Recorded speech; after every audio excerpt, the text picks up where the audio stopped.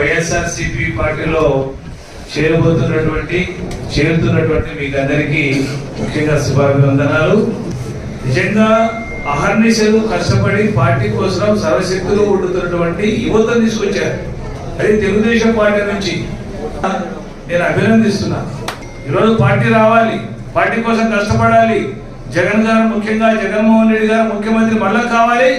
మీ అందరి అభిమానంతో, మీ అందరి ఆశీస్సులతో, పెద్దల యొక్క ఆశీస్సులతో, అదేవిధంగా దేవుని కృపతో జగన్మోహన్ రెడ్డి గారు తప్పకుండా ముఖ్యమంత్రి కాబోతున్నారు.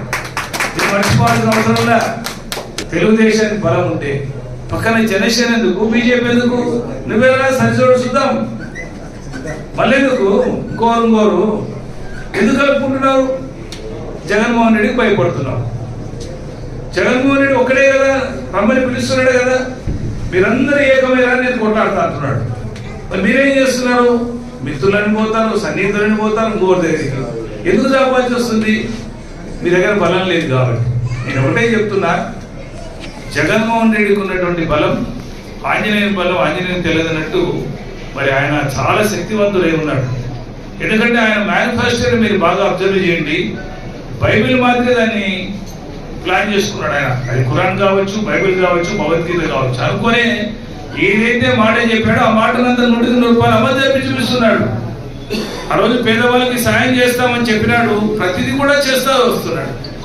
ఒక్కసారి ఆయనకు ఛాన్స్ ఇచ్చి గెలిపిస్తే మరొకసారి నాకు తెలిసి వండర్ చేసే అవకాశం ఉంది, వండర్ జరిగే అవకాశం ఉంది. ఇండియాలోనే మరి బెస్ట్ సీఎం కావాలనే అవకాశం ఉంది. ఎందుకంటే సంక్షేమ కార్యక్రమాలు మరి ఈరోజు చంద్రబాబు నాయుడు గారు చెప్తున్నారు, ఉచిత బస్సు ఇస్తాను, లేకుంటే లేడీస్కి 3 సిలిండర్లు ఇస్తాను, లేకపోతే ఇంటికి 1500 ఇస్తాను. మరి ఆ రోజే ఇవ్వచ్చు కదా, 3 సార్లు ముఖ్యమంత్రి అయినావు కదా. జగన్మోహన్ రెడ్డి వచ్చిన తర్వాత అవసరం ఏముంది? అంతకుముందే ఇవ్వచ్చు కదా. జగన్మోహన్ రెడ్డి వచ్చినా చెప్తున్నావు. నేను ఒకటే చెప్తున్నా, వాళ్ళు ఎన్ని చెప్పినా ఎలక్షన్ల కోసం చెప్పేవాళ్ళు.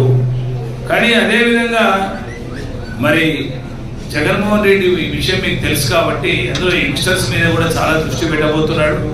మీ ఉద్యోగాల విషయంలో కానీ, అదేవిధంగా మీ భవిష్యత్తు విషయంలో కానీ చాలా ఆలోచించగలిగినటువంటి నాయకుడు ఎవరంటే జగన్మోహన్ రెడ్డి గారే. కాబట్టి దయచేసి పెట్టుకుంటూ మరి ఇదే ఎలక్షన్ల వరకు కూడా కరెక్ట్గా 40 రోజులు ఉంటుంది ఎలక్షన్.